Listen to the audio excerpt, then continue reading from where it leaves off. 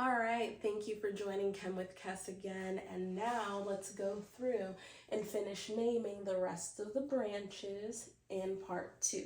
Really go back and understand part 1, but now we're going to incorporate some definitions and hopefully it really helps you just understand why or how these came about. So it makes it honestly easier to memorize, okay? So in group 3, quick recap, we said as long as we took a hydrogen off of one of these ends, that went from being propane to propyl, because we took it off that hydrogen at the end. Now, what happens if I decide to take the hydrogen off of the middle part? When I decide to take the hydrogen off of the middle part, this now, so I'm going to put my squiggly line here and highlight this hydrogen as being removed. Again, it could have been on the top or the bottom. This will now read as a CH3, CH, and then a CH3. So the squiggly line would be right here. Again, just drawing this for basic aesthetic purposes based off of what we have drawn here. This look, because I decided to take the hydrogen from an isolated location in the middle, it is going to have the prefix of iso. The fact that there's still 3 carbons in it is what makes it isopropyl, because we're going to see this concept again. So rewind the video or watch me restate it now, is me telling you when you see a CH3, CH3, this is the definition of iso. But the number of carbons within the whole block will tell you how to name the end portion of the branch. When we get to group 4 has a lot of different looks. So right now, again, we stated if we decided to take the hydrogen off of the end, either end, that would have given us the butane going to butyl. Now, the next thing that we have to think about is, how do I get all these other groups? So the one that looks like a Y right here, that's your isopropyl group. Then your butyl group we already had, that was the straight chain. And don't worry, I'm going to have a whole nother video just recapping all the groups just to make your life easier. But this is the foundational understanding of everything. Now for group 4, I can take this and create a constitutional isomer out of it. So a constitutional isomer, I'm going to abbreviate it as CI, is going to be when you take the same formula but you write it differently. So the fact that I have this picture that has 1, 2, 3, 4 carbons in it versus this also has a total of 1, 2, 3, 4 carbons.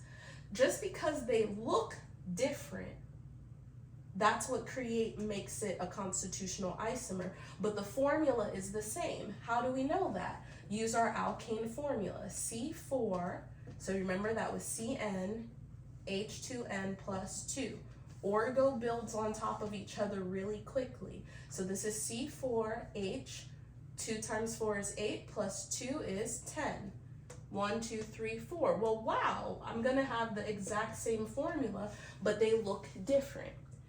So that's how you create a constitutional isomer. The same molecular formula, but they look different, equals that.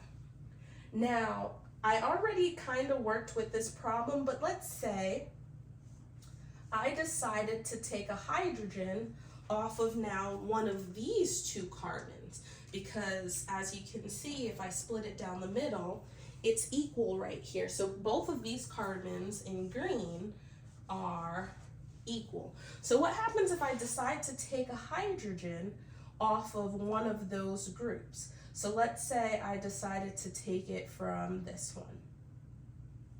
Doesn't matter, again. So this is where I lost my hydrogen.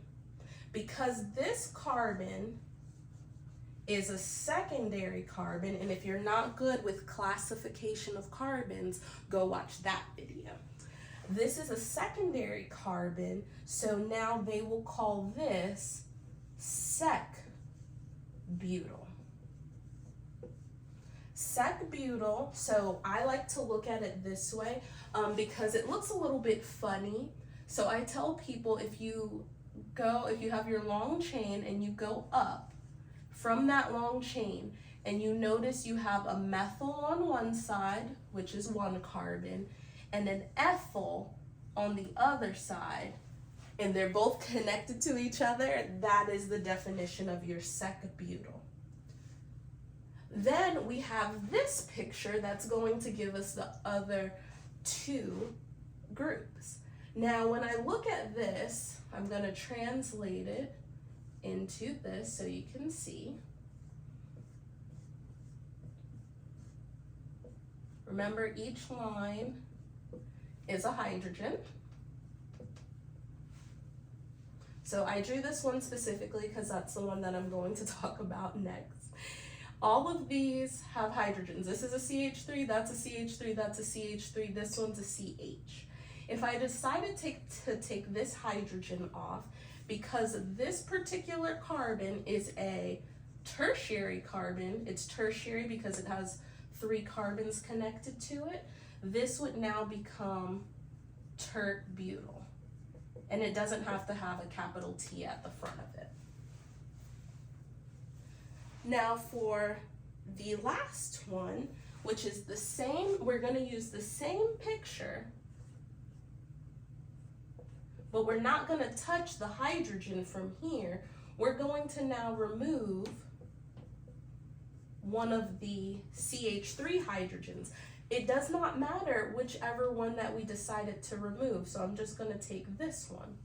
Now, if I had to read out this formula, tell me what I have starting from here going over. This would be a CH2. We're going to put our squiggly line right here because that's where we cut it off.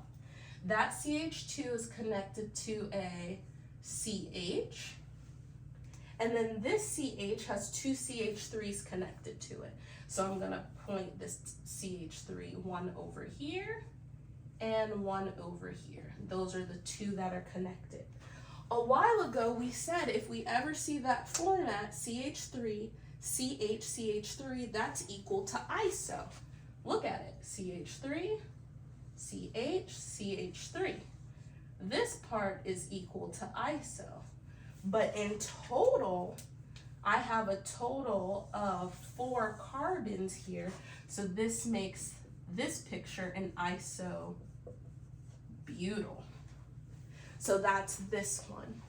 So a tert-butyl looks like a cross, and then the iso-butyl looks like something that, like when we were a kid, I used to call it a pinwheel. You would hold the stick and it has like a fan that goes around it. Yeah. So that's how you recognize that. Another way to recognize it is that it's a Y group, which looks like an isopropyl, but there's an extra carbon. It's on a stick. The Y is on a stick. That would be your isobutyl. So in the next video, you're going to see me just summarize all the groups out on the board and then also indicate how we put it together when it comes to alphabetical order.